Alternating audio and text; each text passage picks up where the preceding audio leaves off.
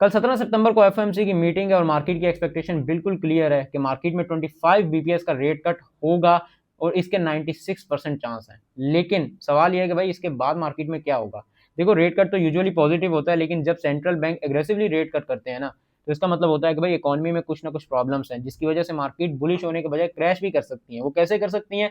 Temporary relief तो आ सकता है, यानी कि कुछ टाइम के लिए तो रिलीफ आ सकता है, लेकिन लॉन्ग टर्म में अगर देखा जाए तो मार्केट्स क्रैश कर सकती हैं। तो अब यहाँ पर एक और इंपॉर्टेंट चीज है जिसको समझना बहुत जरूरी है, वो है ईपीयू इंडेक्स। ईपीयू इंडेक्स मतलब कि इकोनॉमिक पॉलिसी अनसर्टेनिटी, और ये बेसिकली मेजर करता है कि भाई लोगों को गवर्नमेंट पॉलिसीज के फ्यूचर के बारे में कितनी अनसर्टेनिटी है, जैसे कि टैक्सेस हो गए, ट्रेड पॉलिसीज हो गई, या फिर फेडरल रिजर्व के डिसीजंस। सही है।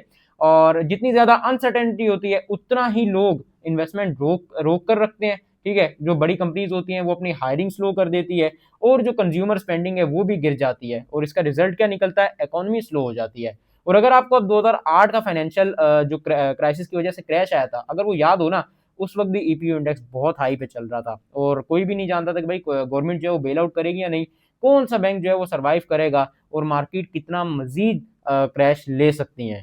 तो भाई आज भी मार्केट में कुछ 2008 जैसी सिचुएशन ही चल रही है। ये जो फेड का रेट कट है, ये एक तरफ लोगों को रिलीफ तो लग रहा है, लेकिन दूसरी तरफ ये जो ईपीयू इंडेक्स हाई चल रहा है ना, ये मार्केट में थोड़ी सी पैनिक सिचुएशन क्रिएट कर रहा है। किस तरह?